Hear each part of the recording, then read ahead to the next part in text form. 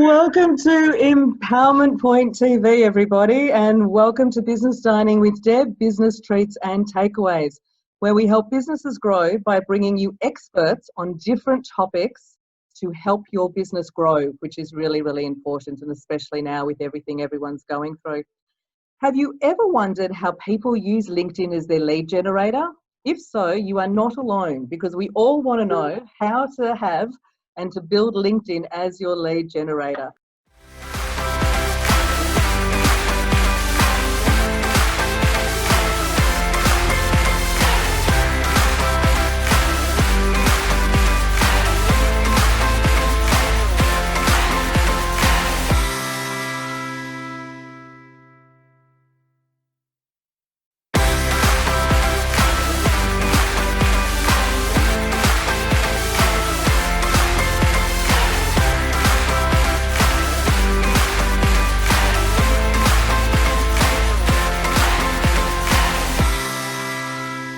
So tonight I bring you two amazing LinkedIn gurus, Nguyen and John Bellamy, who I will introduce to you in just a moment.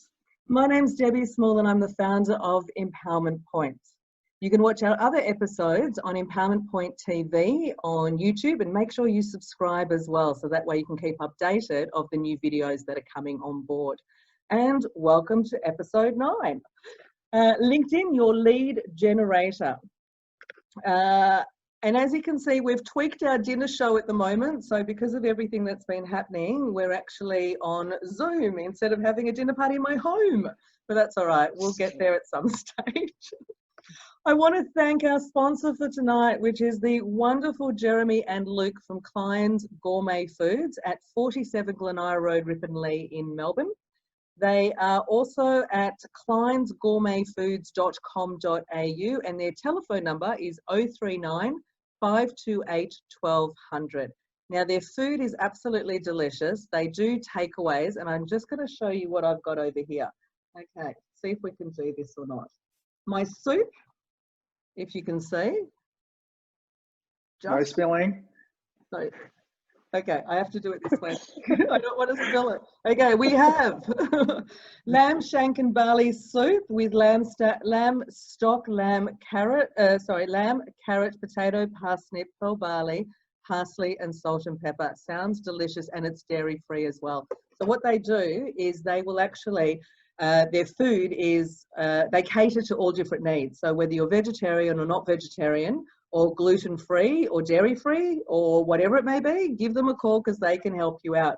My main meal is mushroom risotto. I think we can see it just over here. It smells amazing, and I love mushrooms. And this one is actually over here. You can see. No, that way. Kleins ready-to-go meals, which is fantastic, especially if everyone's staying at home at the moment too, and you're looking after kids and you're homeschooling. What a great way to get home-cooked meals without having to do the work yourself. So this one is actually rice, homemade vegetable stock, mushrooms, onion, white wine, herbs, garlic, extra virgin olive oil, and salt and pepper. Yum. And this one's also gluten-free, vegan, and dairy-free. So I eat meat, I eat everything. So they just gave me these wonderful, wonderful things. And here, decadent chocolate mousse. I have to show you this. This is absolutely delicious and yum, and I can't wait to start it. So Kleins Gourmet Foods, give them a call, go down there and get amazing takeaways. They are just lovely, lovely, lovely people to deal with as well. So thank you very much. Now, also too, just to let you know, I have my track sheet with me as well, because if I don't have a track sheet, we're going to be talking till the morning because we're so passionate about what we're talking about. And I want to make sure that everybody gets their questions answered as well. So you can go onto Facebook and you can put your comments in, and I have right here my phone. So I am actually watching online as well. So if I look down, that's what I'm doing. And I think it's time to start our dinner party. So I'd like to introduce you to two amazing, amazing people here. And the first lovely lady, Nguyen. Diana is an actor, comedian and creative entrepreneur. She has worked in the entertainment industry for 15 years and has appeared on The Project, Q&A, 5 bedrooms, how to stay married, and more. Mm-hmm. She's also the LinkedIn video content creator behind Dancing Diana and Just Doing Karaoke. With over 48,000 followers, Diana hosts a LinkedIn live interview show called The Snortcast. I love the name. Interviewing funny people around the world on how they use comedy in their work. Recently, Diana launched Phi and Me, the first Vietnamese Australian comedy series in the world, backed up by the Australian government. So well done for that. That's really good. Thank you. Go girl. Diana also runs a LinkedIn program called the Launch Off Program, which helps people launch off their personal branding on LinkedIn and be a lot more visible, applying strategies from the audience in the theatre on how to get people to see your content and fill up the seats. Welcome, Diana. Thank you for having me on. My pleasure, doll. Tell me, what have you got for dinner tonight? I've got a mixture of everything. So I've got like a little appetizer, Oh, yeah. some salami, some bread, some cheese, some dip, and I've got some kombucha too. Oh, sounds delicious. Nice. Well done. Now, just make sure, guys, I tell you that to eat during the show as well, because sometimes people are too scared to eat, but it's a dinner show. So enjoy eating during the show. I'm hungry. Good. And I'd like to introduce you now to John Bellamy. Having been a direct response marketer since 1999, John has helped thousands of customers in many industries, including management consulting, finance, sales, IT, manufacturing, and many more, to be able to develop more reach and more influence, which is really important these days especially.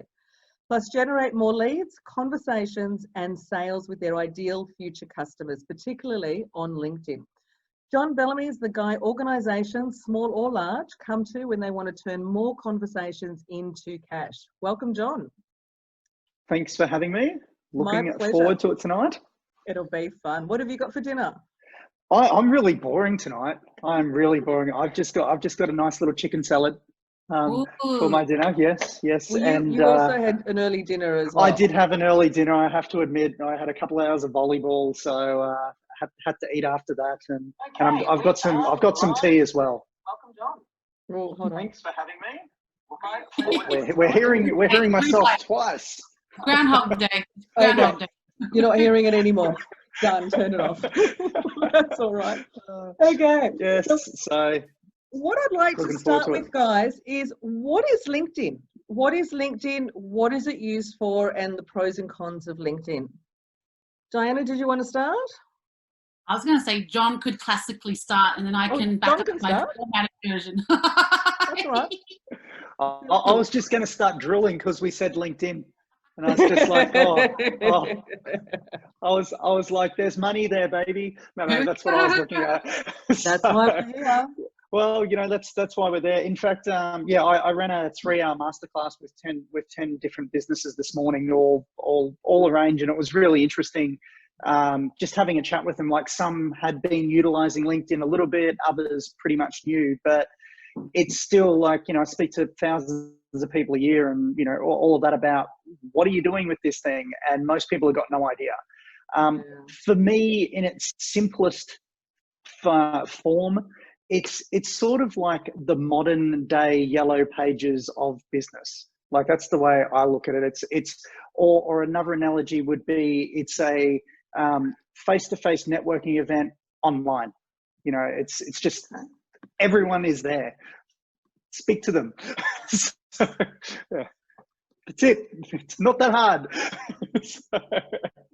I guess it's just in regards to how we all use it, and we all use it quite differently as well. Mm-hmm. So making sure to look at the right way to be able to use it too.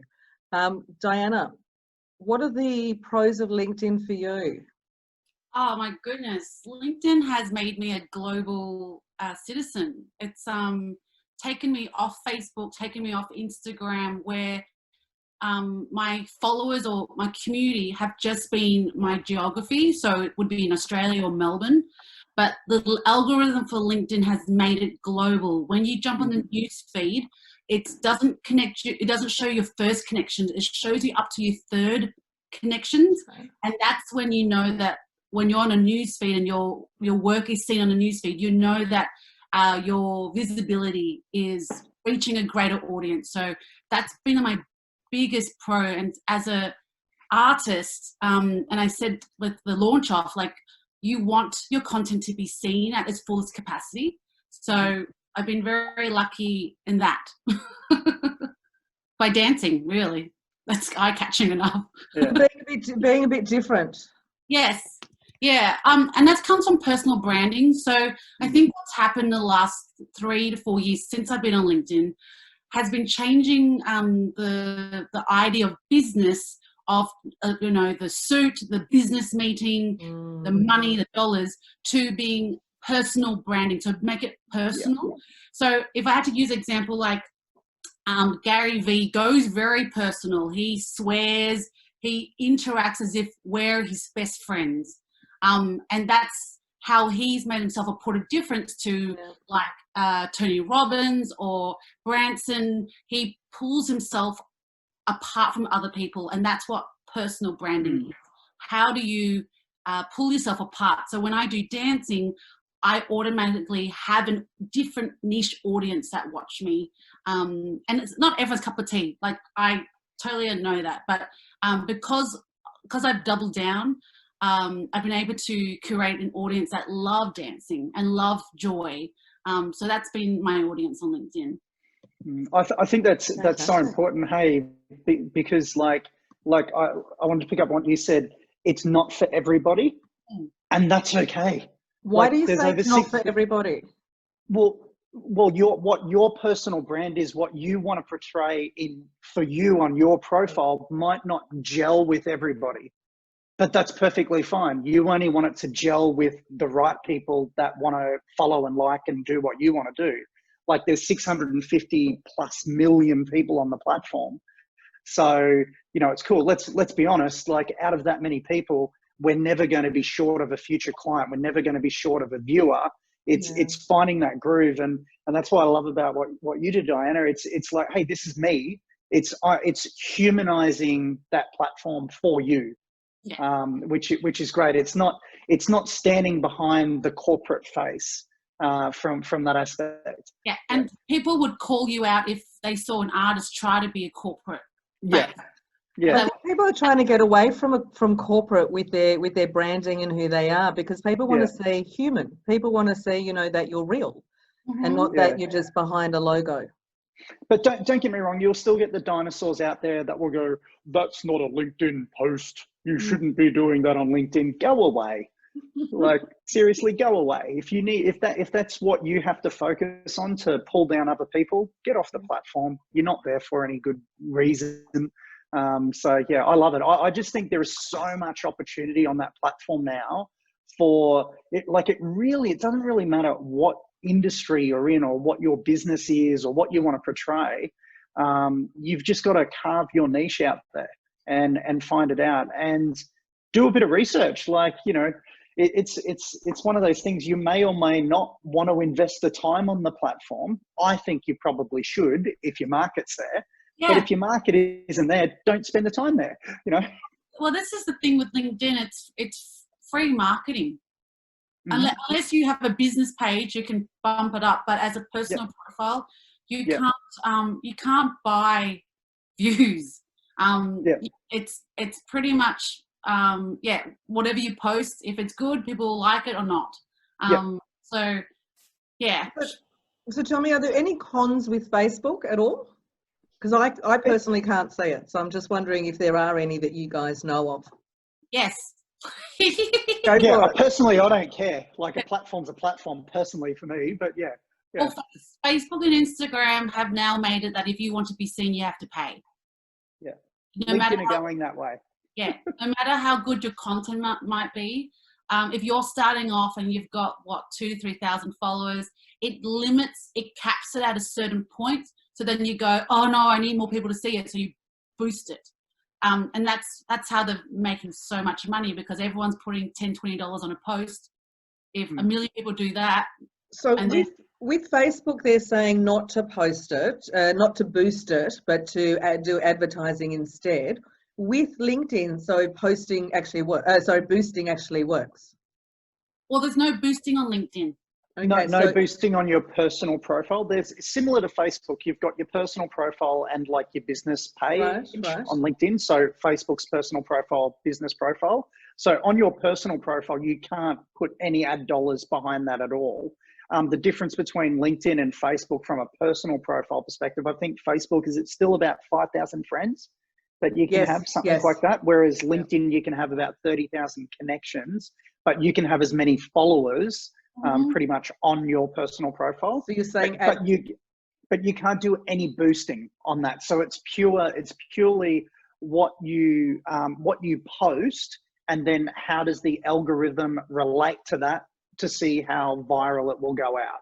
So you do advertise still on LinkedIn as well? I do, but that's in a business page. So it's got to be a very clear distinction. There's personal profile, and then there's business or company page.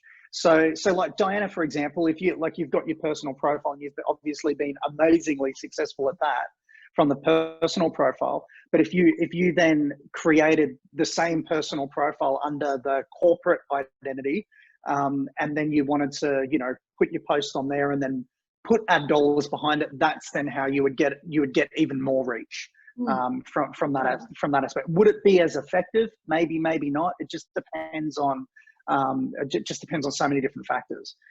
We use a combination of the both. And this is what I was really excited about this conversation, because we're in two completely different fields, which is like the way that we use LinkedIn for us and our clients is completely different to the way that you use LinkedIn, which is great. Like there's so many cool learnings that we can get from one another and all of that, and ideas to go, oh, maybe you should try this, Mr. Client, So yeah, I love it. Too true. I think the way I've gone in has been grassroots. So, so my skill is artistic. So I started posting my stand-up because no one else was posting stand-up.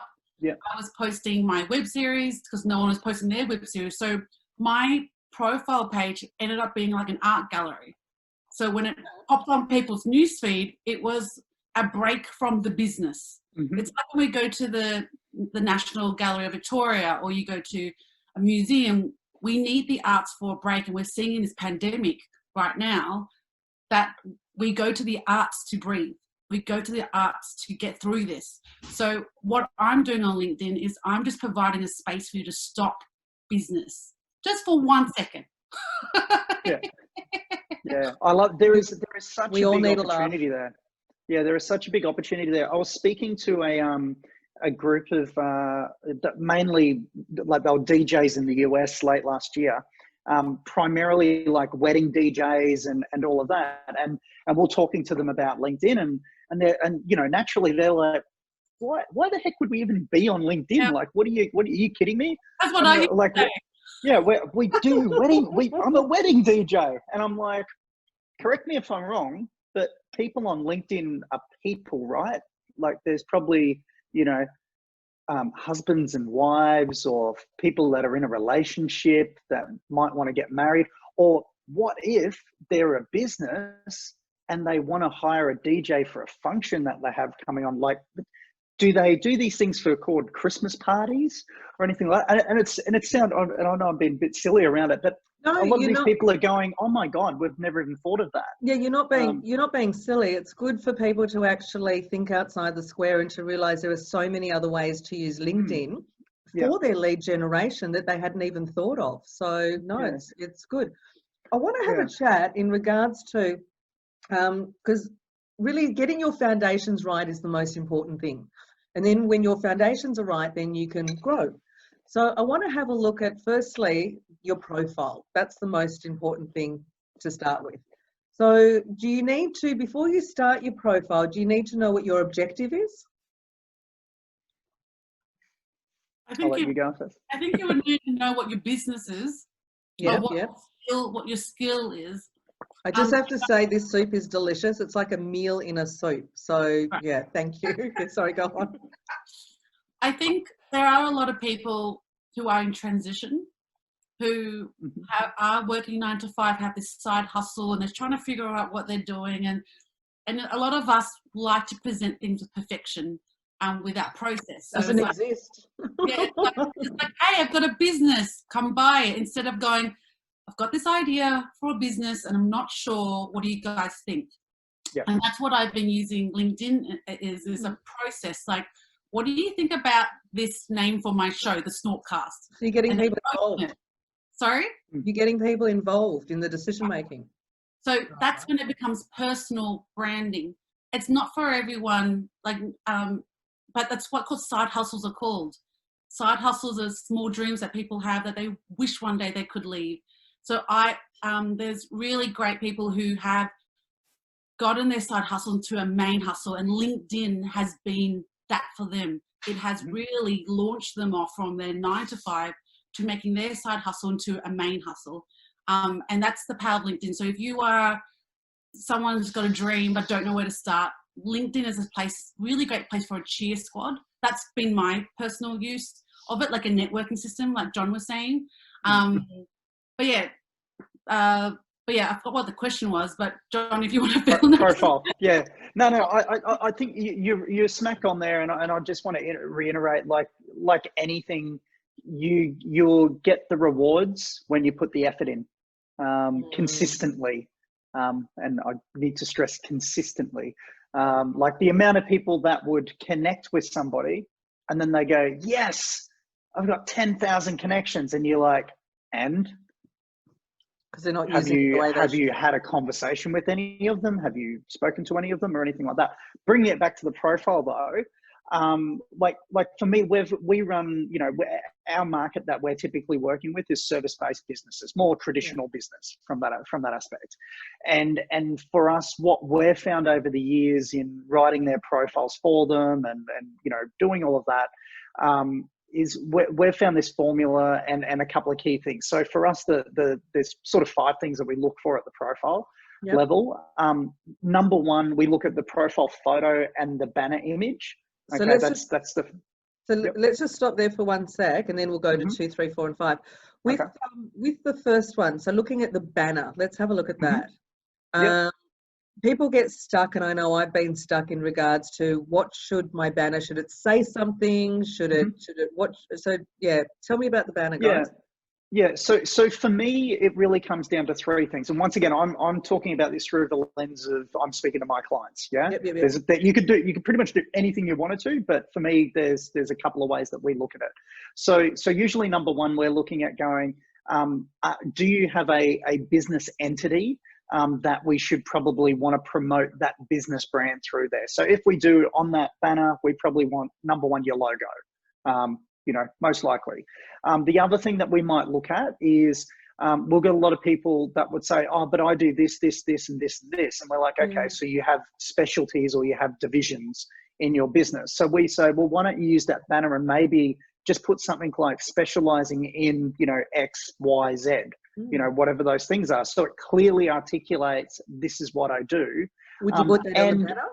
Yeah, I'd put it on the banner. Sorry, or you might just have your brand tagline or some type of tagline. So like my banner right now, we tweak it from time to time. So my banner right now has got our corporate logo, and then it says, we kickstart conversations for you as you. That's it. It's what it says on the banner. And it's just a stock photo made in Canva, and voila, it's done and dusted. But yeah, it's just got to be like for me, it's your profile. Think of it like a vacant block of real estate. You know what I mean? Like it's this thing could be generating you at least 50K, but more often at least 6 figures to 7 figures in business. Okay, that's the reality. So when I speak to people about it, and yeah, oh, but John, you're heartless. You're going straight to the numbers. Well, we're in business. Like business, we're about making money. Yeah, we're about, you know, doing things. We can't do stuff if we don't have coin. So we've got to go do that. So if we can look at LinkedIn and go, how do we turn our profile into a vehicle that is going to generate the opportunity for me or my business to have conversations that turn into cash? Well, it starts with your foundations, which is your profile, and your banner and your headshot is a critical component of that. because you want to have a nice headshot, and a realistic headshot. It's not like the old, I got the brochure from the real estate agent in the letterbox, and then they came to do an appraisal, and you're like, sorry, was that your granddaughter? It's not like that, and that's happened to me before. So it needs to be more professional. Well, it's not even necessarily it doesn't need to be like super. You can pull out an iPhone, put it on portrait, and take a headshot. That's fine, but it needs to be you. Yes. You know what I mean? Like it needs to be you. It needs to be recognizable. And one of the things that I'll say to people, and Donna, I'm pretty confident you'll back me up with this, but if I connect with somebody on LinkedIn, or someone engages in my posts or something like that on LinkedIn, and then maybe we jump on a Zoom call here, or they go through a program or whatever it might be, I want them to have the experience to go, oh, that's John. It's not like, oh, I thought John was like somebody different. There's no shock. It's like, oh no, John's that guy. He's on LinkedIn. He plays beach volleyball. He has a beer down at the pub, and we'll do some stuff. Like it's Oh, by the way, I have this business that helps people. Yeah, you don't want a date shock when you're on a blind date. That's probably the best of it.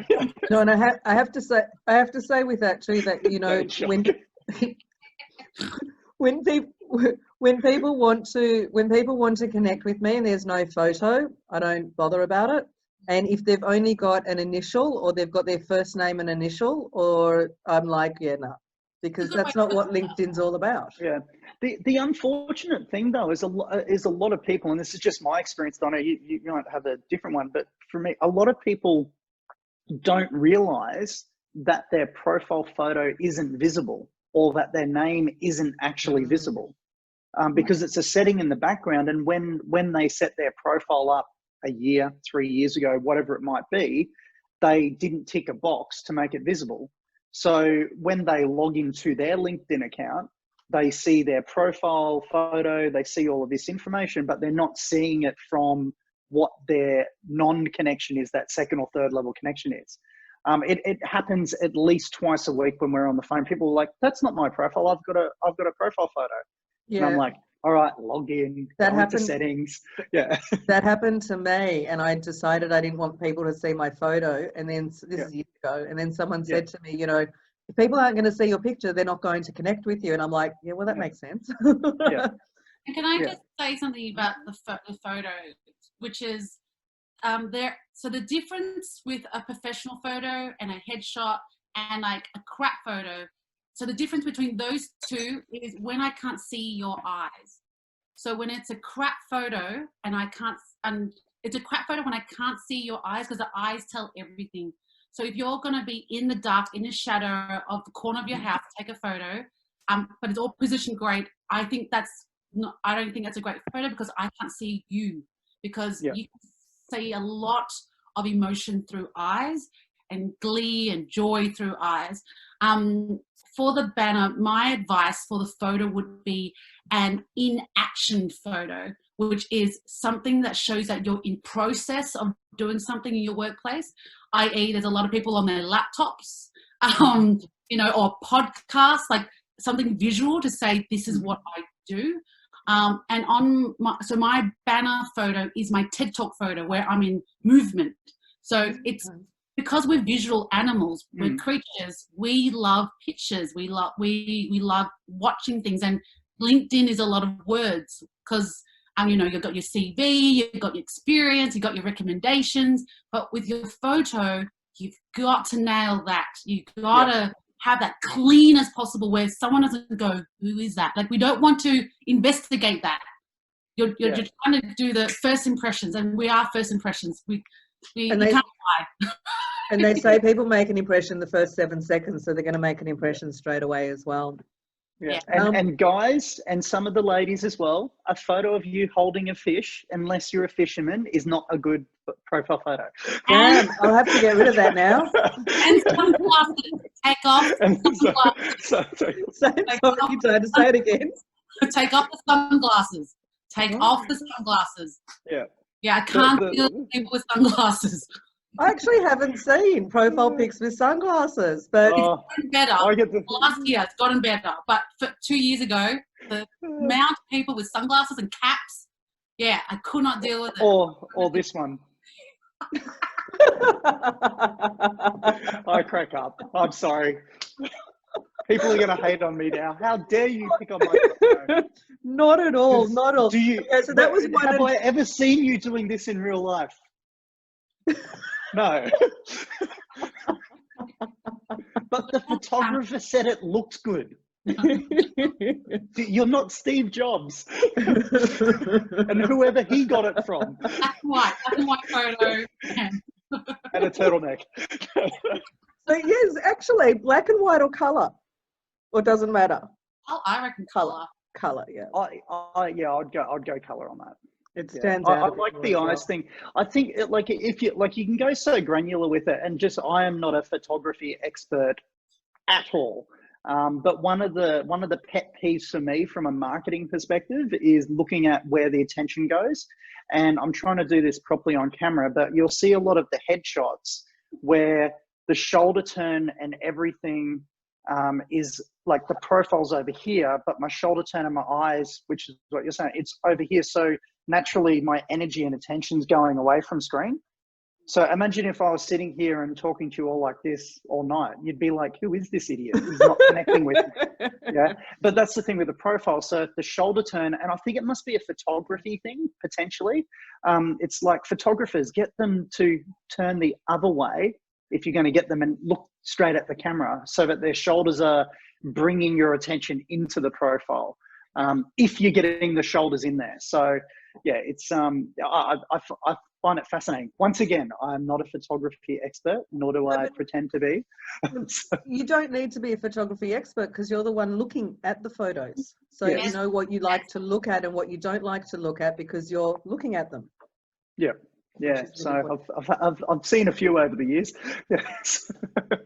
Now, John, number one was the cover image and profile image. What was number two? For me, the second thing is your headline. That's the next thing I wanted to talk managing director, ABC Incorporated, unless you're looking for a job, means nothing to me. I don't care what your title is. All I care about is what problems and challenges are you going to solve for me? So with them, what's in it for me? What's in it for your client? What's in it for your customer? Correct. Yeah. Yeah, so we just want to be really spell that out, and the reason behind it as well, from our perspective, is like LinkedIn gets ranked pretty highly on Google. I think it's fair enough to say that. You know, I think LinkedIn's now 6th or 8th largest search engine, something like that. Google and YouTube are number 1 and 2, whatever. It's the same company. So, but you know, challenge anybody. You go and look for somebody's name or someone's company or whatever it might be, even certain keywords and phrases. And more often than not nowadays, you'll see somebody's personal profile or company page come up on the first page of Google. So it's really important that that headline plays that part. But more importantly, on platform, on LinkedIn, if you're sending a connection request or someone views your profile, I want them to be very quickly, and let me clarify it by saying the confused mind always says no. Okay, so I want somebody to see my photo, see my banner and my headline and go, do I want to connect? Yes or no? Because if it's not clear to them, more than likely, they're just going to be like, maybe, yeah, I don't know. Well, here's a question for you then. My heading says Debbie Small, the Empowerment Queen, which I thought was different, and people would be going, what? And they would have a look at my profile. So are you saying something a bit different like that is okay, or my first line should actually say what I do, how I can help a client? Do you want me to be honest? You're going to say, get rid of it and do how to help your client. How polite should I be? No, personally, I hate it. Just straight up, because it does nothing for me. Like and once again, I'm coming from a lens of, if that was my profile, so if your profile was my profile and I am looking to leverage LinkedIn to generate leads, conversations to go and sell some stuff down the track in a you know, to the right people in a polite way, blah blah blah, I want to articulate it. So if I look at it and I see, you know, Debbie Small, the empowerment queen, I'm like, how's that? That's all about you. How's it actually help me? Fair enough. Yeah. Yeah. So it could still be in there, but it just needs to be languaging maybe before it or after it or something like that. I'm on it right now. This is good.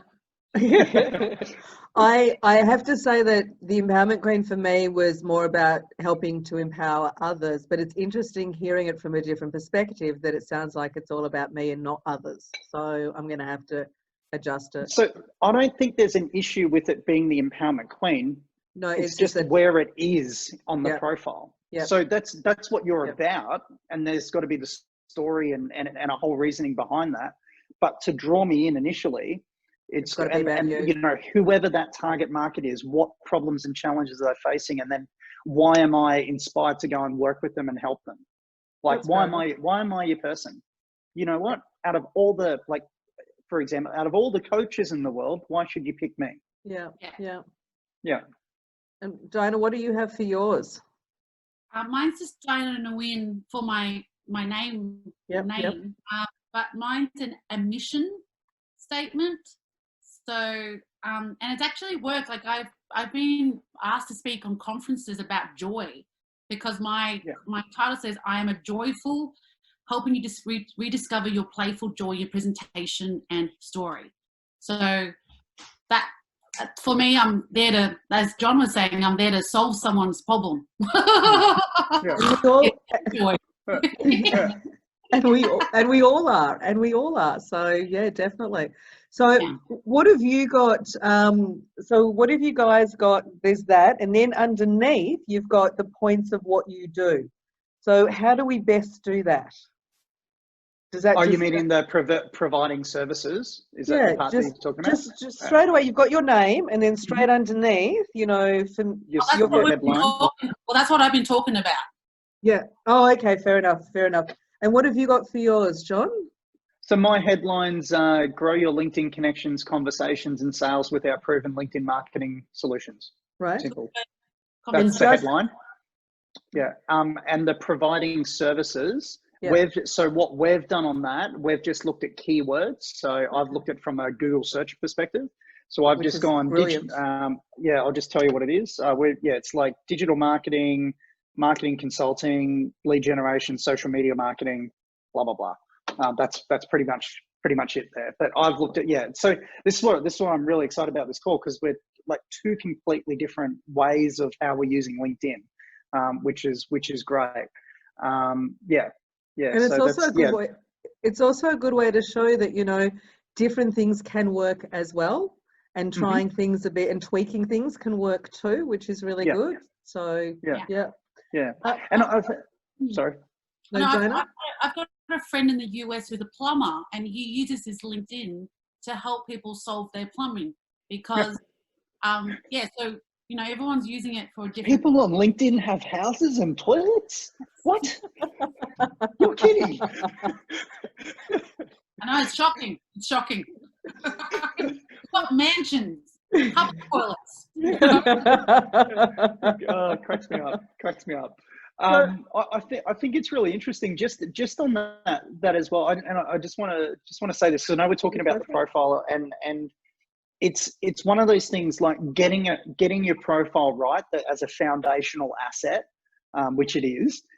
It's like super important. Like it's 99.9% important in my book, getting that right. And then once it's right, it's like 0.1%. And then it changes over to, great, now how are we getting attention to the profile, or how are we connecting with people? So it's sort of like, I'll go back, I was on this masterclass this morning, and we're speaking to people, and you know, one of them's got their human team, and they're building connections and everything on LinkedIn, and they're building connections great, but they're not really generating that much business yet. And his acceptance rate isn't that amazing, and all of those things. And when we started having a look at the profile, his profile was like literally one line. Oh, okay. And you're like, you're not telling me anything about it. You had, the banner was nice because it had the logo on it. The headline was your title and your company name, and then you had one line about your experience, and then even in the about you, and then even down in the experience section, you didn't have anything about the company.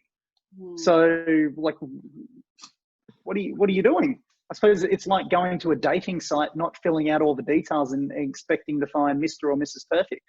You know, like yeah. You know, yeah. I'm working with a client. She's like an international speaker, and all she had in speaker was speaker. Yeah, cool. Like what? Yeah. Where did you speak Yeah. at? Is it Bluetooth? Does it connect via Wi-Fi? You know. Do you find that people are a bit scared to, or have you found this with any of your clients, that they're a bit scared to like really put it out there and say, you know, this is who I am, this is what I do, this is how I can help you? All of them. Really? Wow. Yeah, Australians. Well, yeah. You know, it's true about tall poppy, and it's true about. I don't believe the tall poppy, but yeah, I hear you. Yeah, we're not allowed to go, hey, I did something great today. Let's all cheer. Isn't that sad? That's really terrible. It's disgusting. It's absolutely disgusting. Yeah, it's ridiculous. And that's why I milk it, because my audience is in America, and they do that. Like, look, if you look at Trump, how many times does he like milk himself? Do I have to? Yeah. We're not going to get into politics. No, I'm not going into politics. Probably won't like what I have to say. That's the mentality they have. They celebrate everything: 4th of July, Halloween, Thanksgiving. You know, fireworks everywhere. That's their mentality, and we just have to adjust that mentality and just go, oh, you know what? I did something really good today. I did something really proud, and I think people need to know about it. And that's not boasting. No, it's not at all. I did something. Yeah, people should be excited about the things and the wins that they're doing. And, you know, a small win, a big win, they're all wins. And people should really be excited about it and, you know, let people know, shine about it. Yeah, I agree with that. And it's, you know, I tell clients and even trainees that I've had in the past as well, you know, you've got it, flaunt it, you know, why not? Yeah, it comes down to like imposter syndrome and all of those things and all that behind that. But I think for me, where I try and speak to clients around it, because, you know, like you, Diane, I hear it all the time and it just cracks me up. And I sit there and I go, so do you actually, like, you own the business, right? And they go, yeah. And I'm like, well, do you believe in your product or solution that you offer? Oh yeah, we're fantastic. We're better than our competitors, blah, blah, blah, blah, blah. And I'm like, okay, cool. So why are you being such a selfish prick? And then they're like, what? What do you mean? And I said, well, you've just told me that you've got this amazing solution, and correct me if I'm wrong, but there's probably hundreds, if not thousands, if not tens of thousands, or, you know, hundreds, millions of people out there that are screaming out because they've got a problem or challenge now, and you're just sitting there on a solution, not helping them. I'm like, how dare you, you selfish prick? And it is. How dare you not get out there and go and help those people? Services. Yeah, at least give them the opportunity to say, no, thanks. Oh, but I don't want to come across as sleazy salesman, or I don't want the peers in my industry to think, you know, that I'm just trying to blah, blah, blah. I'm like, who cares? Are they paying your bills? Are they trying to help these people out? No. That's why Americans are so good at sales. Yep. They sell. They get tips. Unapologetically. Yes, unapologetically. And they'll get like a 300% bigger tip than an Aussie would, because we don't know how to sell. Like, I went to San Fran last year, and I went past Salesforce. It's 2 towers next to each other, because that's their mentality. And you're so right, John. Like, that's perfect word, selfish. That's the word. How dare you? Yeah, how dare you? Yeah. But it's true. It's true. Cracks me up. Okay. It's such a frustration. Yeah. No, that's fair enough too. And that's where we can all help clients as well, which is a really good thing too. Yeah. Now, I'm thinking I'm thinking and I just need to say that I love mushrooms, and this mushroom risotto is absolutely delicious. How's your food going, guys? Good. Doing great. Yeah, doing well. Munching on a bit of carrot. Don't overdo it, John. Whoa. Now, I'm thinking your number 3, John, was the summary and the about part. Yeah, the about section there. Yep. And Yeah, for me, this is where most people neglect it massively. So they usually, in most cases, they will have nothing there, or like the case I said before, where it's like one line, or it will literally be, I've gone to my website, there's an About Us section, I copied it and I pasted it. And it's usually written in third person. Sorry, I threw up in my mouth then because I said third person, which is not good for a personal profile. Yeah. No. John Bellamy has been a direct response marketer since 1999. You know, like, great being introduced that way, but it's my profile. It's John Bellamy's profile, and John Bellamy is talking about John Bellamy in a third person. I see that a lot. It sounds so pretentious. Yeah. Be a human. So we look at the copywriting formula: story, segue, sell. That's the way that we typically write the profile. So when we're writing them or helping clients write, we sit there and go, okay, well, who's your target market? What's their problems or challenges? How do we capture their attention quickly? So the best, pick up a newspaper, look at any news media. They're great at lying every day, but they're great at getting eyeballs. Yeah. That's why people scroll and they stop, because it's attention. So we've got to write a profile in that way. Now, what I'm not saying is you've got to make stuff up, but you've got to write legitimately around your business or industry or the problem or challenge that you're trying to solve. So that story angle, if you're speaking to accountants, that story angle needs to be directly related to accountants from that regard. And then you segue into who you are, what your company is all about, some social credibility around maybe testimonials, case studies, whatever, reviews, whatever you want to say there. And then the sell component isn't buy my crap. It's, hey, if this resonates with you, maybe we should connect, or maybe you want to go check out my website, or I don't know, maybe we're human, we can actually have a real conversation off the platform. So that's the way that we write it: story, segue, sell, first person, conversational language. As just like we're having a conversation now, that's how I want the profiles that we're writing, or the clients that we're working with. I want their profile to be like that. That's fair enough. Yeah. Diana? Yeah. Your summary about. No, I agree. I agree with all that, because essentially in the end, what you want to do with your profile is to take the people off your profile into your business website. Mm-hmm. So the more focus and succinct information you can have in your about will guide that person to go, you know what, I'm going to click out of here and go to the business, because one day LinkedIn might not be there anymore. Mm-hmm. So and that could be and that could be with Facebook, that we don't know how long these platforms are going to be there, or they're not. So the biggest thing is to take your client from LinkedIn or wherever to your website to get their email address. So now, whether those places close down or not, you can still nurture your customers or your clients and be there for them through email as well. Even though social media is better than email, email it's yours. It belongs to you. Email is it? Oh, that's what I've heard. I could be wrong. Email is 1,000 times better than social. Okay, email gold. Is email gold because it belongs to you? Yeah. Yes. That's fair enough too. Well, that's my experience from being a performer. Like when I do shows with the ticket sales, I make sure I get all the emails that were logged on with permission, if they've ticked yes, and then I put into my MailChimp, and then they get updated once a month about my work. And they're my audience. So every time I have a job or anything, that it comes directly through me. It doesn't rely on a Facebook algorithm or a LinkedIn algorithm. So you own that news network.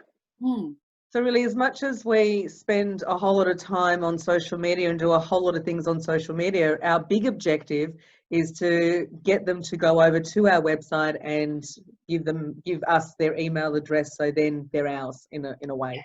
Well, really, I mean, if we're talking the big objective, it's really going to depend on size of business, strategy, what they're looking to do. But I mean, if we narrowed it down to probably the majority of us and the majority of people that we're speaking to, and correct me if I'm wrong, they're probably that entrepreneurial business where they may be doing up to 5, 10, 20 million possibly, but there's going to be a big chunk of them that are in that 6-figure to early 7-figure space.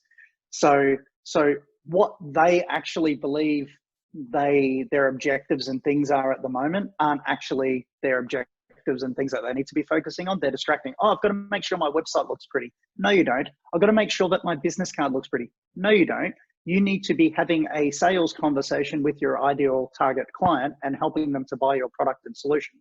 How they get there is irrelevant. LinkedIn's a great channel for that. Facebook, you can do that. Instagram, Google, doesn't really matter. But you need to be having more conversations with people who can buy your stuff. Very true. That's the number one focus. Like, until you're doing 10, 20 million, nothing else matters. It's just like, how do I get 5, 10, 20 conversations a week with people who have got a high propensity that have got the problem or challenge and want to buy my stuff? LinkedIn's just a vehicle that can help get you in front of those people to get those conversations. Yeah. So there's a lot of, and this is why, I make fun of I'm a social media expert. I'm like, how can you be a social media expert when it changes like that? Yeah. There is a gazillion different platforms out there at the moment. And I'm not saying you don't know anything about social media, but pick one. Yeah.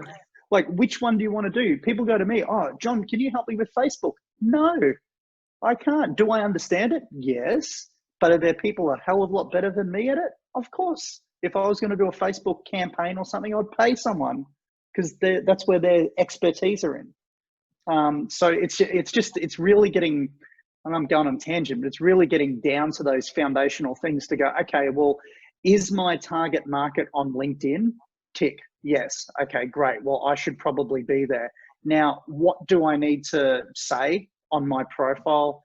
What do I need to say on my posts, my messaging, my paid ads, or whatever it might be, to capture their attention so that they are now in my ecosystem, and at whatever time it is they want to have a chat about buying my stuff? Yeah. Fantastic. Now we're going to, did you want to add anything to that, Diana, at all? No, it's pretty good. We're going, there's just a few. Don't get me started. That's right. There's a few things I just want to cover in regards to the profile page, and then we're going to go on to engaging and building and doing all of that. But I think if we don't have that profile page down pat, then all the building and everything else isn't going to work as much as you want it to. So what's your number 4, John? For me, it's the experience section. So Okay. like so that goes more into the company. So if we're talking business owners, this is where I'm just using about us, but this is where the information about the company would go, more so than just on your summary. So the summary is, who are you? Like, problem or challenge, who are you to help them solve it? Oh, by the way, through your company, that's how it's delivered. But then the company is more specifically around, or the experience section with the company is more specifically around the company itself and what they do. And a big thing too, what I haven't done yet, and John was actually talking to me about it the other day, was on the businesses, I haven't built a company page. So I don't have the little logo there. So that's what I need to do as well. Yeah. So that's really important, yeah? Yeah, Why it's really so important. For me, it's really important, going back to what we were talking about before from a search engine perspective. Even if you're never going to use LinkedIn from a paid ad vehicle, even if you're never going to grow a company page following to, tens of thousands or whatever that might look like, just having that essentially another replication of your website is going to help from a search engine perspective. And it just makes you look a little bit more credible from that regard. That's the things for me. It might be completely different for Diana, but yeah, that's the couple of things that I like to focus on. Fair enough. Diana, you've got, I don't remember yours, you've got your logo on each one, the businesses? Because I'm a sole trader, like, I run my own business, I haven't, but because I just recently started the Snortcast following business page, Yep. I actually should now link that to my creative entrepreneur writing stuff, because it all aligns with my business, and the page is actually where I want to steer my audience to. Even though pages are really crap, they just don't run well, but it's nice to have numbers built on something else other than my profile. Yeah, that's understandable too. Now the next one is, what's your number 5, John, before I go to the next? For me, it really just comes down to your recommendations and endorsements around that aspect. So how are you asking for recommendations? In saying that, now I want to be clear, like you definitely want to get recommendations on LinkedIn without question. And skills and endorsements? And yeah, skills and endorsements, yeah, whatever. But recommendations, recommendations are where they're at. But the thing I want you to think about here is the big thing, and I'm going off LinkedIn for a moment. You really want to ramp up your Google My Business reviews. Is where it's really starting to ramp up, particularly from that organic search. So I know we're talking about like your LinkedIn profile, and just to clarify again, yes, you definitely want to get recommendations, but you don't need 10,000 of them on LinkedIn. There's not a magic number. I would much rather see someone go and get 10,000 Google My Business reviews than 10,000 LinkedIn recommendations. So how have you guys asked for recommendations or Google Business reviews? How have you asked for it? Just ask? Yeah, Yes. Once I've worked with a client, like on the launch off, and I feel like they've learned enough and I've got a good recommendation, I'll send them yeah, it's like, hey, I thought you enjoyed it. Let me know if you could leave a recommendation. And also the great thing about LinkedIn is that it does let you rewrite it if you don't like it.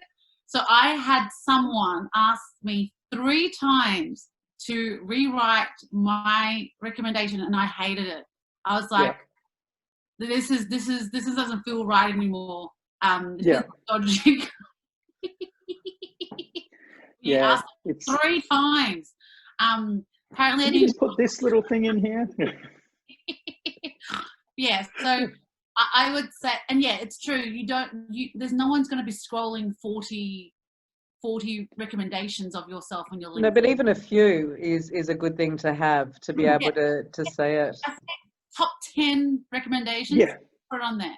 But when you buy Amazon or like Google, the more stars and reviews, the better that you trust the product. But that's not like on LinkedIn. Yeah. The last one there is interests. How important is putting your interests down? So this for me, this really came into your. I missed that, Diana. I'll just check mine now. This sort of comes into that skills and expertise and your interests and all of that around there. So it's 18 months ago, or 2 years ago, it was pretty important, because from my perspective, because what you're finding, you can put like 50 skills and expertise on your profile. That's what it was. So you can actually go and self-select those 50 skills and expertise. But if you left them blank, the LinkedIn would allow other people to say, oh, this is what I should endorse you for, a skill or expertise. And it could be something completely off track. But if you didn't have them in your 50, all of a sudden they're getting added. Such and such endorsed you for Facebook marketing. And I'm like, what? I don't know. It's not my bag. Why am I being endorsed for Facebook? So I deleted it, because it's useless on there. Yeah. So that was more around there. And it was just some like the interest as well around how would you like to be contacted? Little things like that. I'm open for speaking or consulting gigs or whatever that might be for whoever's profile it is. But it's getting less and less more important in my, like, the skills and expertise and interest part. It's more the other bit. The 3 big things is the banner, photo, headline, and your background summary about. Is it something though that shows you from a different perspective, in a way of like, these are charities that I like to, or no? Talk about it. make your video, make your post about your hobbies and your interests. Create content. Create content. Create content around your Yeah. interests. Well, LinkedIn stories, I mean, that's starting to get some traction now, isn't it? What's that? The LinkedIn stories, they're starting to, starting to get more and more. Yeah, I need to ask you this just before we go on to engaging our current audience. This stories. Now, I get stories. I get the stories are about, you know, it helps Facebook algorithm, LinkedIn algorithm and all of that, and people love to see it. But for me, if I'm posting something, I want it to stay more than 24 hours. So what types of things do you post that on the stories that are, or is there on LinkedIn, like on Facebook, that you can actually post it and do it as a story at the same time? Not yet on LinkedIn. So what do you put, like you've got your stuff you put onto LinkedIn, but what are you putting onto your stories? Diana, like when we watch your stuff, we want to see it. Like, yeah, I love stories, and what they've found with social media is that people actually stay on stories than on their newsfeed. So what I've done is I just repurpose. The reason why I am on so many social media platforms is because I repurpose it for each platform. So it's less work, less newer content. So what I do with my Instagram, because Instagram are so much higher on LinkedIn on their tech, they've got calendars, they've got GIFs and stuff. I just repurpose it. I take off my stories and then put it onto LinkedIn. That's if, and that's the thing, repurposing doesn't mean you just put it everywhere. You go, is my audience, the stuff I'm putting on my Instagram, which best for can I put onto my LinkedIn? Okay. And when I do a post on LinkedIn, I might do a video on LinkedIn to let people know, hey, a new post has happened, because you never know which audience see post or stories first. Yeah, post or article, video, whatever it might be, you know, check it out. And correct me if I'm wrong, but Diana, would you, like, if it was something that you really wanted to get traction on, for example, and I don't know if you do this, but let's say you created a LinkedIn article and you wanted to get a heap of traction to that article, would you then put that article in your featured section and then through your stories or anything go, hey, it's in the feature, you know, it's the first one or anything like that? Or no, my feature is like my folio at the moment. Okay. I'm using it as a folio. And I've never written an article because my content has been video. Yeah. So it's something I need to do, John. I need to ask you features. Please explain features. Go for it, John. Oh, so it's just a part on the profile. It's pretty much under your top section, headline and all of that. There's a section under there where you can feature information. So maybe it's a video, an article, a link to your website, a brochure, whatever it might be. So the way that we're starting to use it more and more is if we post an article on LinkedIn, for example, we might feature it there from that regard. So we're not using it from works. We've got like some client testimonials and things like that from years ago, but we're just really like, we're really at the infancy of starting to use that features. But I've just noticed looking at some of the other bigger influencers and things that we check out, because, you know, we're always going, what are they doing over there? How are they leveraging that? And that was an angle that we went. So we're saying to some of our clients now, we're going, okay, let's say, so I'll give you an example. We've got a client, they're in the training space. They get around about 35,000 visits per month onto their main website. They've got live chat, 24/7 monitoring, and they do a hell of a lot of business off the back of that. So naturally, we want to get as much traffic from LinkedIn to their website, because that's where all the magic happens. So we want to track that. But at the same time, we're like, how can LinkedIn's going to reward you if you keep people on LinkedIn. That's what it is. So we're like, any courses that you create, maybe we could create a quick article around that course where we're incorporating video. So like, I don't know what you would be doing, would say, let's actually get, you know, a quick 90-second video that talks about the course, embed that into the article. Maybe there's a downloadable, you know, infographic or course handout or something like that you can embed on there. And slides, great. Slides, and then link to the website. Yeah. So I do have a question, but I just have to tell you, guys, if you love chocolate mousse, Kleins Gourmet Foods, this is incredible. When I picked it up tonight and I was told by Jeremy, one of the owners, that it's decadent. Oh my God, I think he's given a new meaning to decadent. This is incredible. And Luke is watching, so thank you. It's really quite yum. Okay, I wanted to ask a feature. How long is a feature and how long is a story? Features is just there. Yeah, features is like a thumbnail of your work. It's just a thumbnail. It's nothing else. Okay. It's like the 10 best of stuff of yourself. Yeah. And how long is a story? 24 hours, 20-second intervals. 20. Yes. So you can do a video. 19 seconds. Yeah. 19 seconds. Yeah, video, image. Was it 19 seconds or 20 seconds? 19. 19, okay. 19 and 59. I've done 20 seconds and it wouldn't let me upload.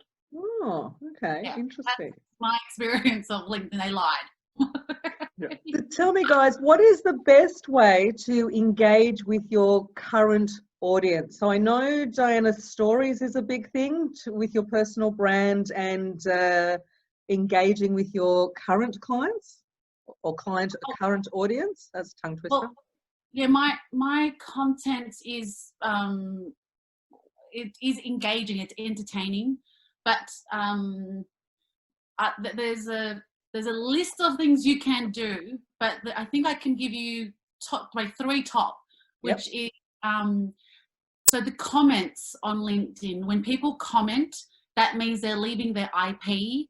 That means it kicks in the algorithm to say, hey, your community is definitely here to interact with you. It's not a like. It's like, hey, I am here. I want to talk to you.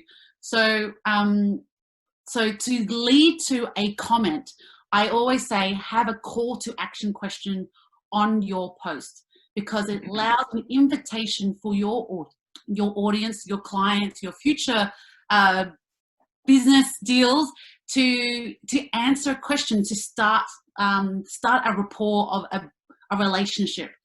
And when they leave a comment, the best thing you can do for your business, and it's free, is to reply to that comment, because it's an analogy that I use. If someone smiles at you, you got to smile back at them. You don't walk away. And when you don't leave a comment or reply, you're actually being rude. So that's where you've got over 48,000 people on your LinkedIn. So do you find the times that you've got so many comments that you don't know like how long it's going to take to answer everything? I'm very dedicated to my community, and I've been told that I'm very prolific on commenting back. And because I'm a theatre performer, and so when an audience sits there and claps, or a stand-up audience sits there and clap, I have to go, thank you. Yeah. Because they're paying me. They're paying to come back.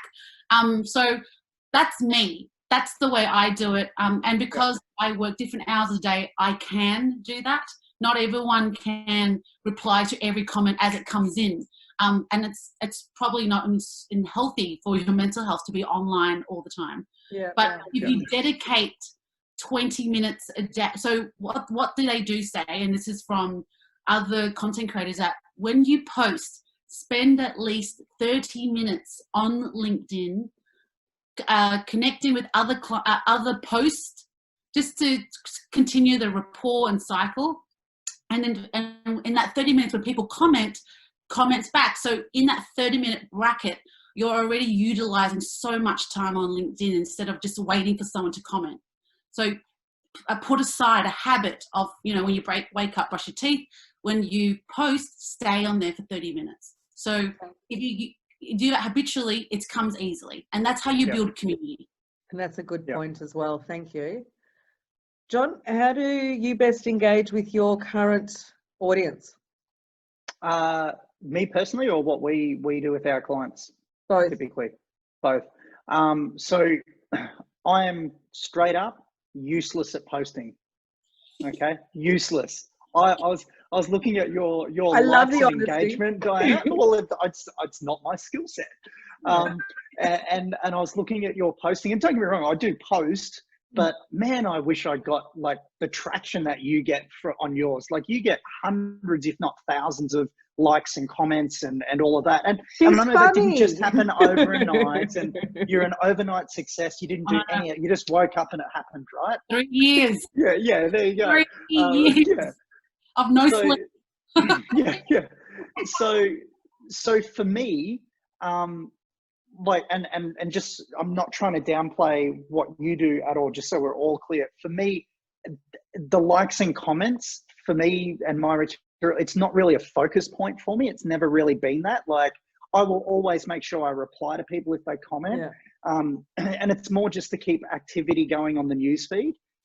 But I will do my best to provide as much value as I can. I'm a big believer in helping people by actually helping them from that regard. But for me, the biggest focus from a LinkedIn perspective is messaging or paid ads.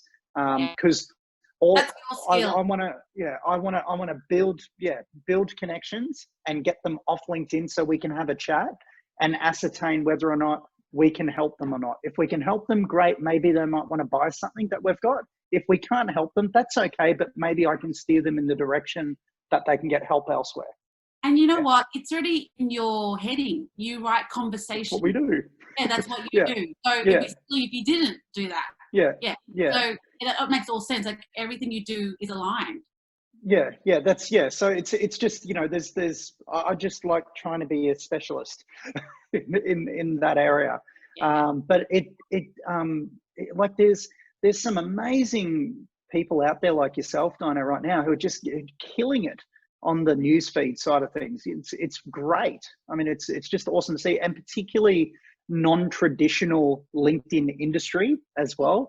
That's what I love. It's like it's fantastic. Yeah. Well, the clients that I've been getting on have been like chefs and oh wow, and writers and actors and comedians. Yeah, that's my client because they've seen that I've been able to make that happen.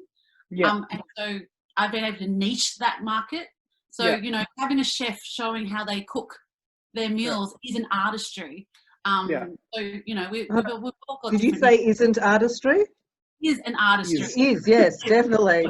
I've had chef sponsor here, and definitely it's an artistry. Yes. But people don't realize it is. They don't realize that food is art. Like when we go and cook our meals, we take time. We put some music on. We're in there for an hour. It's all about process. So, yeah.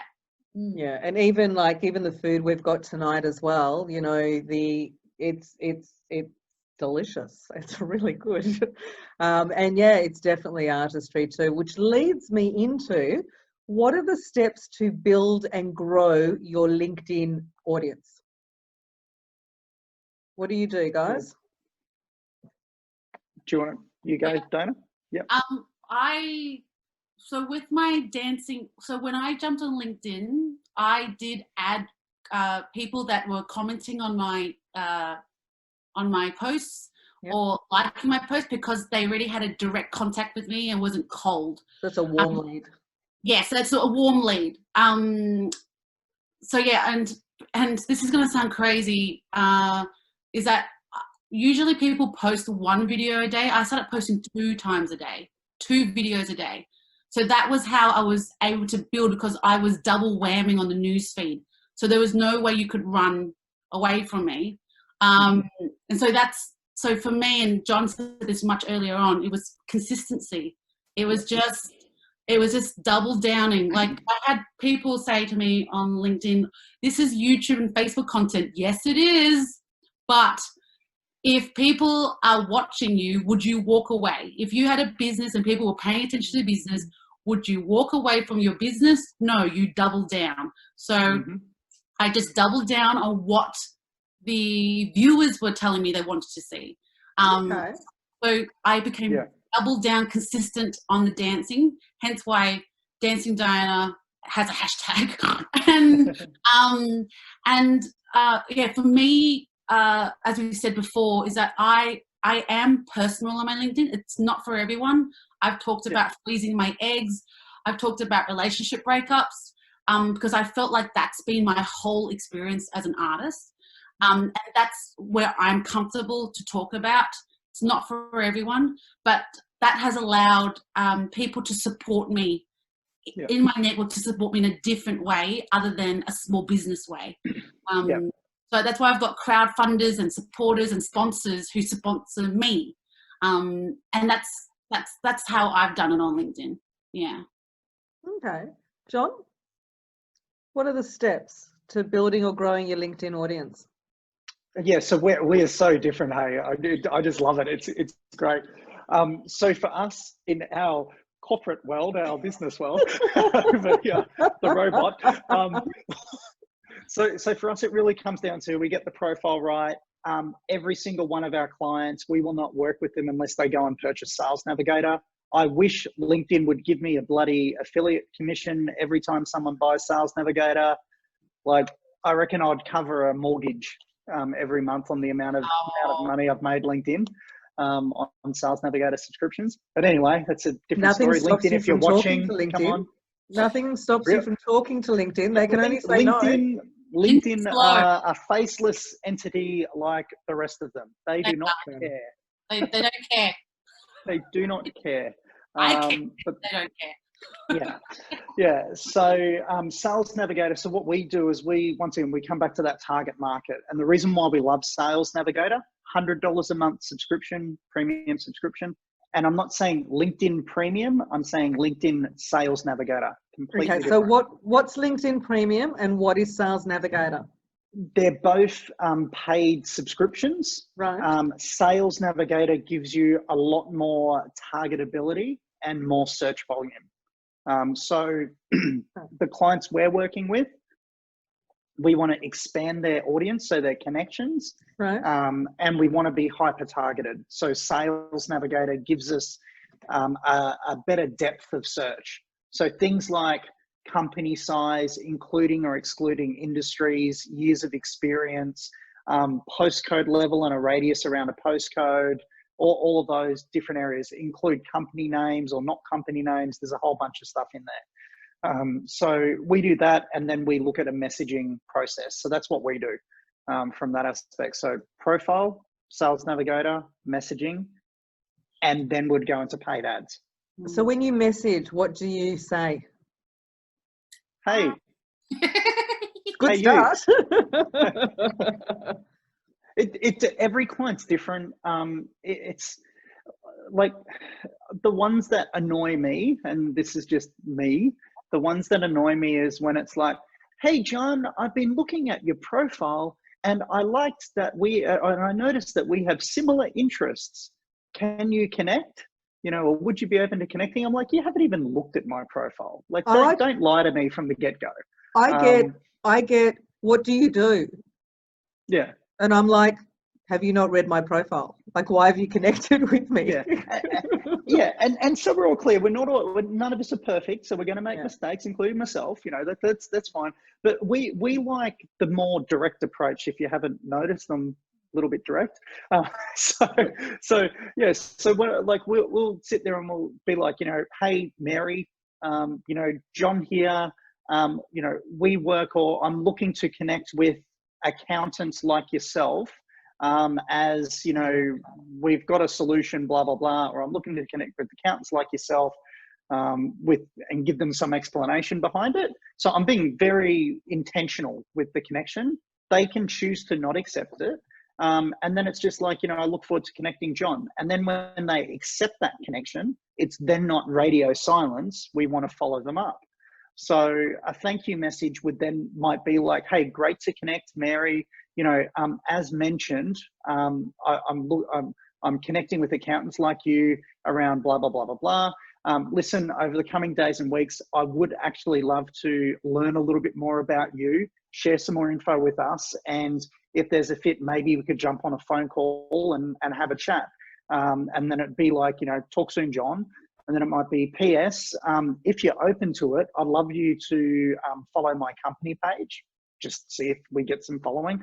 Or it might be PS, I recorded this quick video just to welcome you to my network and share a little bit more about me. I like that. Yeah. and then we'll link them to a landing page, and then we'll have the ad pixel on there. So we're building an audience.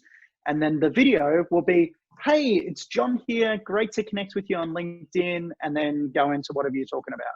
And then have a call to action. Hey, by the way, you might like this free thing, or you might like to book in a call, or you might like to do this. So we're direct response. We're trying to, everything we're doing, the angle or the outcome is, how do I get them to move one step closer to a buying decision every single time? How many times a week would you do that? What, message somebody, or how many connections would we send a week? No, how many connections would, well, when you're doing a connection, you're doing that, you're also messaging them at the same time. Yeah, so I'll explain it. So we typically would run an initial outreach campaign for a client, which would typically consist of at least 3, but usually up to 5 messages over the space of about 45 to 60 days. So the very first thing is the connection message. If they don't accept that connection, they don't get anything else in the sequence. But if they accept the connection, then they'll get a thank you message. Then we'll follow up, and we'll usually either ask them a question, maybe share a resource with them, or have a more direct call to action from there. But once again, unapologetically, we're there to do business. We are looking for our next client. Maybe it's a fit for you. Maybe it's not a fit for you right now. That's okay. But we want to build that connection, add value. And if we can have a chat and talk about it, I don't know, maybe we can help you. Yeah. I'm just like, I don't know if I can or not. You're trying to sell me something. Well, actually, I'm not, because I don't even know if you need it yet.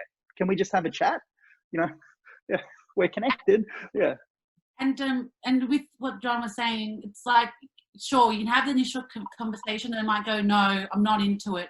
But by being still connected, they start to see your content come through in the newsfeed. And then it starts a rapport, and they see numbers, they see, oh, this is value. I like this person, actually. This person is a really nice person with a great story, with a family. And because as humans, we attach ourselves to people that we like, and we buy things from people we like, and we support them. It's all emotional. So then 100%. You start selling at another level. So it might not work the first time, but this, like, you know, 3 months time, you could get a really great big deal. 3 months, 3 years, the amount of phone calls that we get, or consultations, and then clients that we have from 2-3 years ago, like, it's ridiculous. Oh, John, I just wanted to check in. I've been following your stuff. Exactly what you were saying, Diana. I've been following your stuff, and I looked at our messages, and I noticed the last time we had a chat, you were offering this thing. Is that still available? And you're like, yeah, we can just have a conversation and see how we go. You know, it's uncanny how it works. And he didn't have to. It's consistency. Yeah, nope. You didn't have to do anything. All you did was show up. Yeah, and want to be able, and want to help. Ask them to do something. Yeah. You want to double your sales? Ask people to buy. That's all you need to do. Yeah. Call to. Most people don't ask people to buy because they're too scared to. Too scared. But if you don't ask, you don't get. Build a relationship, and I think we were talking about this on a previous chat that we had. But I like, and this is, once again, it's all my opinion. Don't like it, that's okay. But everyone goes, I've got to build a relationship. No, if that's your focus, you're in the wrong game. In our bag, your game is, you want to close more deals, you want to have more sales, so your company grows. Through that sales process, a relationship will be developed and built. But the intention isn't, I need more friends, I need more people to like me. No. The intention is, I'm looking for my next client. And that's a mindset shift that so many businesses, including us, if we want to go to that next level, we need to embrace that even more. And it's not about being this heartless, ruthless person. It's, no, I actually care about you, my ideal customers, enough that I'm not going to listen to your bullshit about all of the excuses why you can't do things. We've got a solution. You're telling me you've got a problem. We can help you. Do you want us to help you or not? If it's not the right time now, cool. But like, let's cut the crap. We're here to help you. Yeah, I'm the opposite. I'm opposite. And that's cool. This is what I'm saying. This is what I love. And that's my opinion. You know, that's what we do. Yeah. Well, like if I give an example, like for 1.5 years, I was making content on LinkedIn, create a really good, strong rapport in the US. So when I went to the US, I did a 7-day, a 7-city trip all around the US talking about LinkedIn video at LinkedIn networking groups. And these relationships I created, they let me stay in their homes. They'd never met me before, but because my content was so strong in being personal, I was not any different. I was not a stranger to them. And that's always been the way I've done my relationships and business. But yeah, that's the thing. If you need to try it to find out how you do things. So by not even giving it a go and being at a default all the time, you'll never. It's all too hard. It's too takes so much work. Well, we'll pay someone on to do it. It takes too much work, but you know what? I can tell you every character's name on Home and Away. You know, like they've been amazing. Oh my God, have you seen Elf lately? That's what I hear all the time. It's, oh, I've got no time. Go and watch your TV, that's fine, but do the bloody work. Like it's 30 minutes a day. And you know, that's important to know too, because we can block out 30 minutes a day to really work on our LinkedIn as well. Diana, do you use Sales Navigator at all, or yours is very much in regards to creating content? No, Sales Navigator.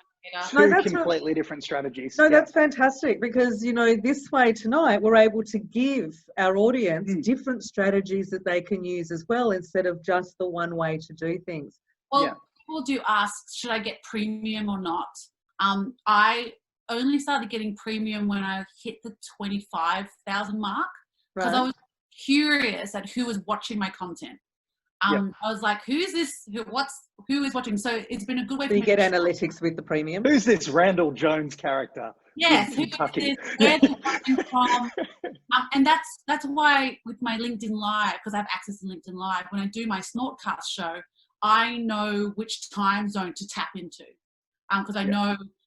Because a huge cohort of LinkedIn users are from India, from the US, and from Dubai. That's probably the 3 top hotspots for me. That use LinkedIn. So I make sure that anytime I do a live or I post content, it hits the hotspot.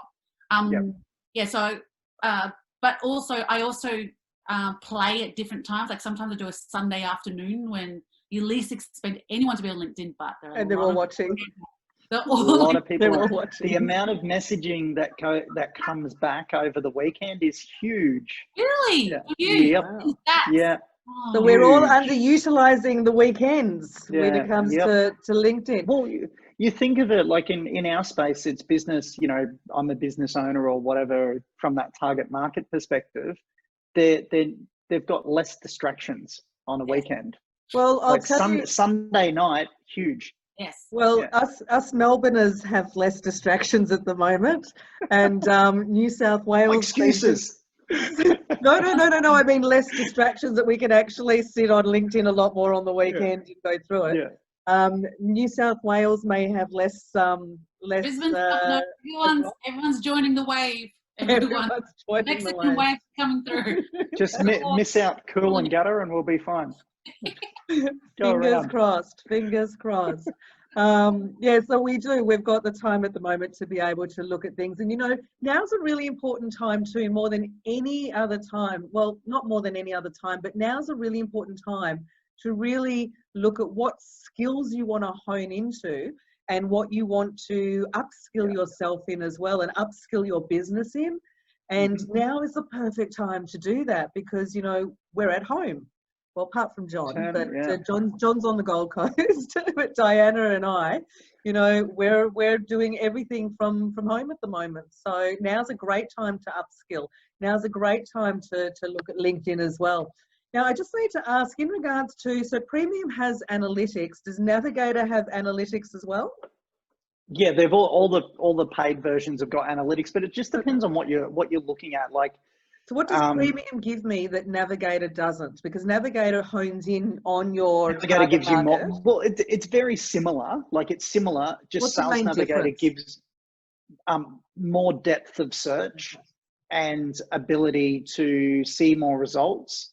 And then they have what they call an in-mail credit, so the ability to contact pretty much anybody on the network.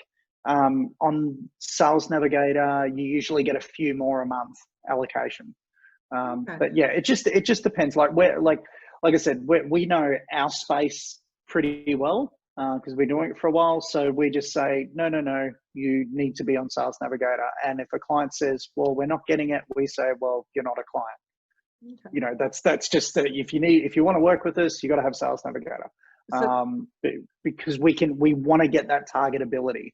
Like, so our job's to get good quality connections and start conversations, and we need Sales Navigator to do that consistently.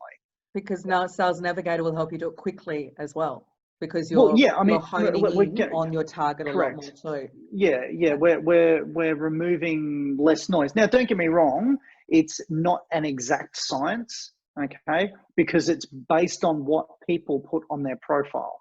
So if someone makes up a complete charade of a profile of what they're doing, they might fall into a search. But I mean, that doesn't matter if it's Sales Navigator or Premium or I'm a Mexican dancer. That's pretty focused. No, go on. Like, sorry. yeah. Like, you know, it's gonna be on that way. And one thing, I don't want to go into it too much, but that one of the other things that I know we haven't spoken about tonight was LinkedIn groups. Now, personally, I'm not a huge fan of LinkedIn groups. Neither's Diana, by the looks of it.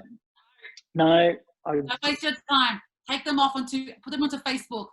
Yeah, do something else with them. But what I am going to say, your website is from a Sales Navigator perspective. If you were trying to target, I don't know, super yacht enthusiasts, for example, there could be a super yacht group on LinkedIn which might have a few thousand people in there. So you could use it from that regard to start targeting those people.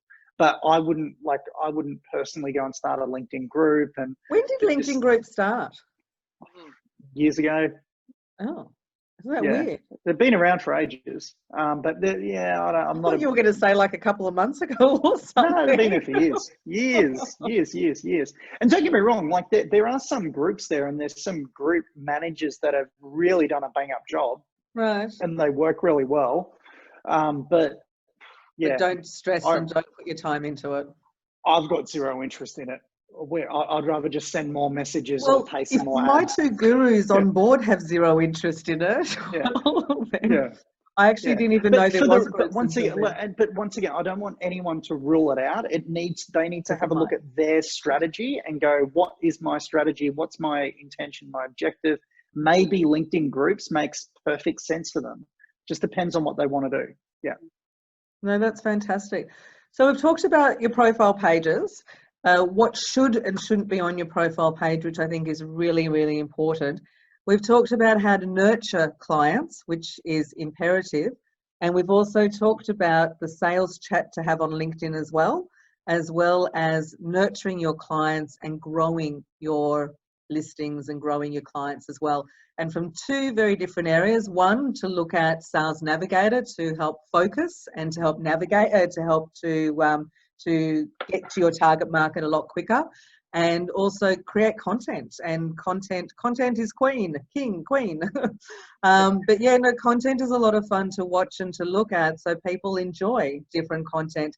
And as you said too, Diana, don't try to be perfect. You know, there is no such thing as perfection, because what I think is perfect, you may not. What you may think is perfect, I may not. And then in a week's time, even if we agree something is perfect today, in a week's time, we may change our mind because we've had different experiences between now and next week. Yeah. So there's no such thing as perfect. I think the biggest thing out of it is to enjoy, to have fun with it. And whether you're having fun creating content or whether you're having fun, you know, targeting your clients and having those conversations as well, have fun with it. Yeah. Diana, is there anything else you want to add? Yeah, I just want to add that because LinkedIn is very new as a platform, I think people are always discovering that LinkedIn has video. Oh, LinkedIn has video. If you can imagine that there are 650 million people on LinkedIn, and the stats that I've heard, like last year was 1%. So I'm assuming now it's gone up to 3%. Right. Are content creators. Like if there's 3% of people producing, sharing, posting content, then why are you not part of the 3% to maximize your business? and that's where I'll leave you. And then John will say, "You're selfish." Yeah. Stop being a selfish prick. No.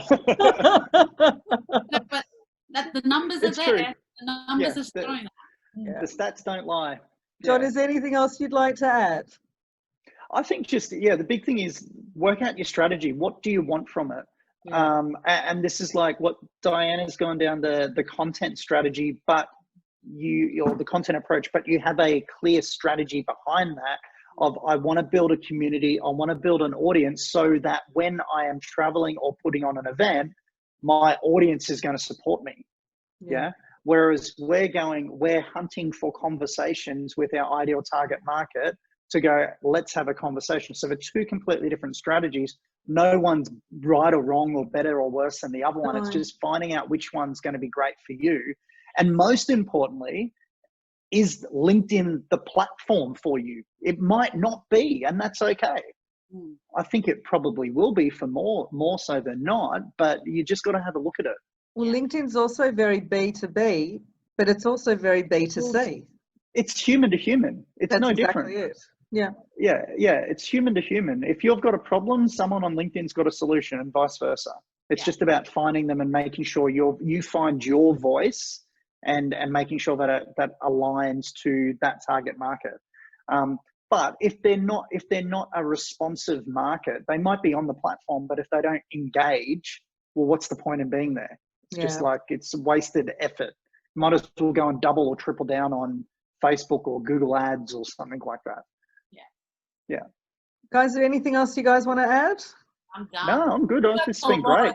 I want to say a big thank you to my friends Diana Nguyen. Yes. Why can't I do that? Sorry, my apologies.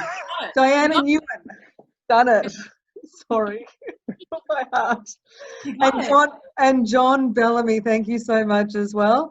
Now, ladies and gentlemen, if you would like to know more about storytelling to capture your audience and build your brand, please get in touch with Diana and make sure you mention Business Dining with Deb. And Diana, how can they get in touch with you? Just pop onto my LinkedIn, say hi, or go. I've actually curated all my handles on social media to @RealDianaNguyen. So on Twitter, Instagram, everywhere, I am Real Diana Nguyen. So not the fake one, the real one.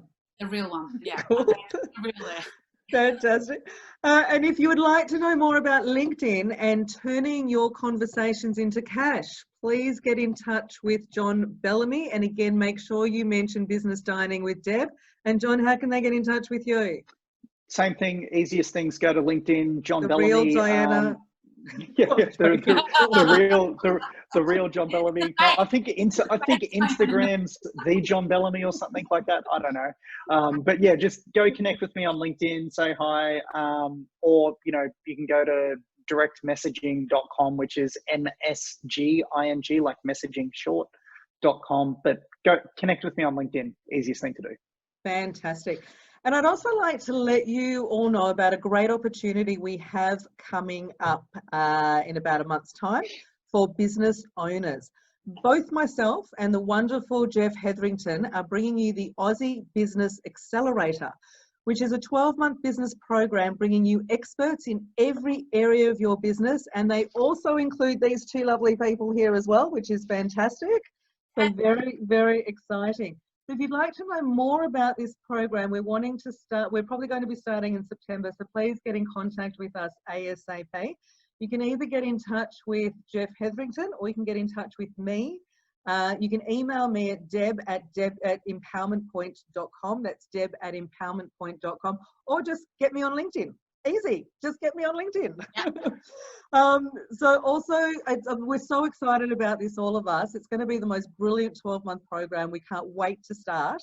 And just get in touch with us. And we also, for the early birds, we have some great bonuses as well. So please get in touch and I will let you know what those are too. So again, a big thank you to John Bellamy and Diana Nguyen. Thank you. And a big thank you to our sponsor for tonight, the wonderful Jeremy and Luke from Kleins Gourmet Foods at 47 Glen Eira Road, Ripponlea in Melbourne. And the food, oh my God, was absolutely delicious tonight. So guys, you've got to get your takeaways down from Kleins. You'll love it. Their website is kleinsgourmetfoods.com.au, or their phone number is 039 528 1200. My name's Debbie Small, and I'm the founder of Empowerment Point. And I just want to thank you for watching Empowerment Point TV, Business Dining with Deb, Business Treats and Takeaways. You can watch more episodes on Empowerment Point TV on YouTube. And remember, in life and in business, you need persistence and a great sense of humour. See you guys. Bye.